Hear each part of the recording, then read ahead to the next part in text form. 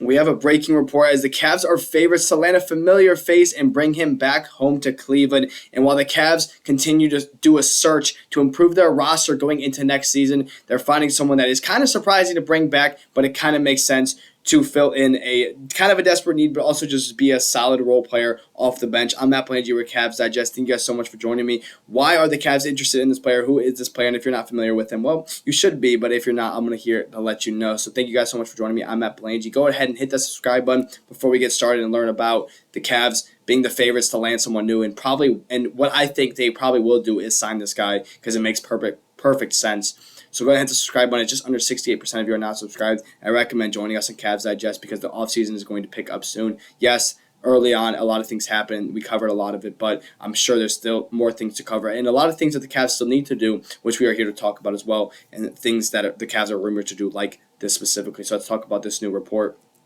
The Cleveland Cavaliers are the favorites to be Kevin Love's next team per Bovada official. The Cleveland Cavaliers are plus 185 with the Warriors being plus 260, the Lakers and the Heat and the Pacers, the Blazers. I literally have no clue why the Heat are there. They literally just traded the guy. So if you do not know that Kevin Love, former Cavaliers NBA Finals championship winner in 2016, was on the team from 2014 all the way until I believe 2019, I think. Yeah, 2019, where he is now on the Miami Heat. But he just actually got traded from the Heat and ended up on the Utah Jazz via a 3-team trade that also involved the Clippers. Guys like Kyle Anderson and Norman Powell were a part of that trade. So how much does this matter, if it matters at all? Well, for me, just bring him in. Like, that's the best way I could say it, is the Cavs should absolutely do this because they're 100% going to get him on a vet minimum. Now, if you do not know, he is rostered on the Utah Jazz due to the 3-team trade from the Heat. He spoke out with his opinion on it. Never thought I'd be a math problem. Welcome to the NBA. As we kind of talk about Kevin Love, just to break down this tweet, a lot of teams are trying to trade because of salary reasons, second apron reasons. With this whole new second apron stuff, a lot of teams are trying to avoid it. A lot of teams are trying to work around it. So that's what Kevin Love thought, is just a salary dump, basically, is what he is. And that's why he was traded and ended up on the Utah Jazz, which he will definitely not be a Utah Jazz based on tweets like this. And just kind of what it seems to be rumored like is that he will no longer be a Utah Jazz. And it makes sense for him to come back to Cleveland due to his history with them, but also just the fact that he could play a pivotal role even at 37 years old. I wouldn't say a pivotal role, but he could be a guy that you can have on the 11th or 12th spot on your bench, in which he can still make certain plays like these outlet passes that we saw him do so much in Cleveland. He still throws these. And one thing about Kevin Love is, yes, he's 37 years old, but he still has a jumper. He's always had a jumper. Kind of since joining Cleveland is when he developed it even more, but he could shoot well in Minnesota when he was dominant early in his career in Minnesota as like a 30-point guy. 20 rebounds a game. When he was basically peak, he was developing a 3-point shot, and then when he got to Cleveland, it evolved. So this is still a guy that can hit jumpers. It's not like this guy can't shoot, but one thing that he also does is he's still a great full court passer, and this will cause a lot of transition offense. He's still physical, and he can still rebound the ball. Yes, he is old, so he can't rebound at a great level, but the thing is if you can utilize him a little less than you will a lot of other guys, this is good for guys like Evan Mobley and guys like Jarrett Allen to take more rests. You pair a 6'8" power forward who is about to be 37 years old, 5 points per game, 4 rebounds a game, 35% from the field, 35% from the three. Of course, these are not great numbers by any means, but what it does show is that this guy can still, put up a couple points. He still plays in the post. He still is able to shoot. It's not like he's completely useless on the court. He's just older. But if you can get him for a vet minimum, he's a good vet minimum guy that you might as well bring in. There's things that he can still bring to the court that you can still value, especially at a vet minimum. There's a part in the vet minimum that you should understand, vet. And having a guy with vet leadership that gives it his all on the court, that wants to win games, is very, very important, especially with the Cavs organization, in which, yes, Donovan Mitchell is a leader, but they don't really have a true standout guy. I feel like Kevin Love could be that standout leader for the Cavaliers and just relieve minutes for what?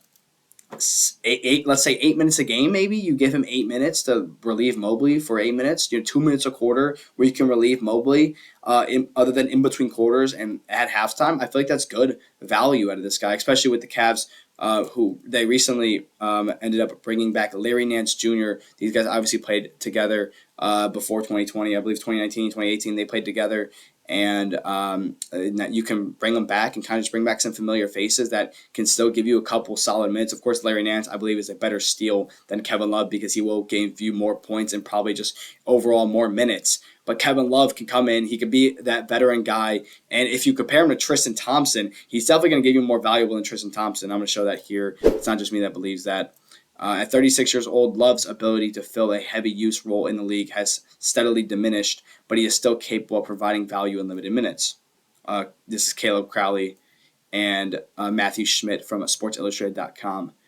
Crowley wrote, with Cleveland, Love would serve in a slightly larger version of what Tristan Thompson has done in the last 2 seasons, primarily a mentor and an injury replacement option. Thompson provided next to nothing for the Cavs this past season, so there really wouldn't be any harm in replacing him with Love. I completely agree. I think Kevin Love will give you a higher workload than Tristan Thompson will because he can just do more on the court. Tristan Thompson, after years and years and years, couldn't develop a 8-foot jumper, 12-foot jumper, however far you might make the joke, but he couldn't develop a jumper at all. Kevin Love can still hit jumpers. He can still throw great outlet passes, and he's still able to box out and rebound the ball. He's not going to be able to do it at the level he was doing it in Cleveland. He's not going to be able to do it at the level he was doing it in Minnesota. That's a simple truth simply because he's 37 years old. But again, Kevin Love cares. Kevin Love knows this organization well. He's good for fan service as well. The fans are going to love Kevin Love being back. They're going to love seeing him in Cleveland all the time, play at home for Cleveland. I think that you can give this guy a quality 8 minutes a game, and it will be worth a vet minimum signing. Again, the vet minimum was what, $3 million, I believe, is what they would give this guy. I think that's perfect. You just need the Utah Jazz to release him / buy him out, which, based on how Kevin Love seems, it seems like is what's going to happen. Just a quick salary dump from the Miami Heat. And then the Utah Jazz will probably get rid of him, buy him out, and then he will probably end up as a Cavalier. At least it seems likely. Of course, the Miami Heat don't make sense here. The Lakers make sense to pair up with LeBron. The Warriors are just desperate to get somebody in the second apron. Let's be honest here. They are struggling. We took Larry Nance for them. Let's go. But now they're just looking for somebody else to kind of just add on. So the Cavaliers are the guys that seem very, very likely to get Kevin Love because they're another second apron team that's just looking to add in some help.